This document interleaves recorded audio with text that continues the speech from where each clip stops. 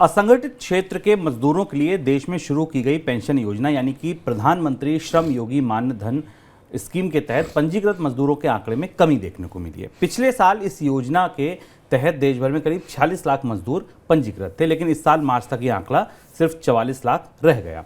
सरकार ने मार्च 2018 में इस योजना को लॉन्च किया था और इसके जरिए असंगठित क्षेत्र के मजदूरों को 60 वर्ष की आयु के बाद कम से कम 3,000 रुपए मासिक पेंशन मिल सके, इसकी गारंटी दी गई थी। सर, क्यों घटने लगा ये सब्सक्रिप्शन? अब ये महत्वपूर्ण योजना थी, 2018 से शुरू हुई थी प्रधानमंत्री श्रम मानधन योजना, जिसमें शुभम ने बताया कि 60 साल से ऊपर होने पर बेनिफिशियरी और उसके परिवार के लोगों को 3,000 रुपये की पेंशन देने की बात कही गई थी। इसमें इनरोलमेंट घटने की दो बड़ी वजह हैं। एक तो ये कि रोजगारों में कमी है और तमाम असंगठित क्षेत्र की फैक्ट्रियां कामकाज बंद हुए हैं, जिनका असर हमें दिखाई दे रहा है। और दूसरी एक और महत्वपूर्ण बात यह है कि इसमें जो श्रमिक है उनको भी अपना कंट्रीब्यूशन करना पड़ता है, और महंगाई के कारण, बचतों पर असर के कारण और मजदूरी में कमी के कारण वो इस कंट्रीब्यूशन को कायम रखने में, जारी रखने में सफल नहीं हुए।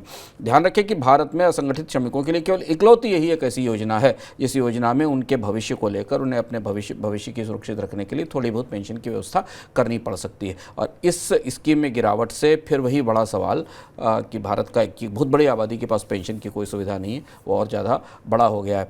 सरकार को शायद इस स्कीम के बारे में नए सिरे से विचार करना होगा, क्योंकि इस स्कीम में असंगठित श्रमिकों को लाने के लिए कुछ और प्रोत्साहनों की ज़रूरत होगी।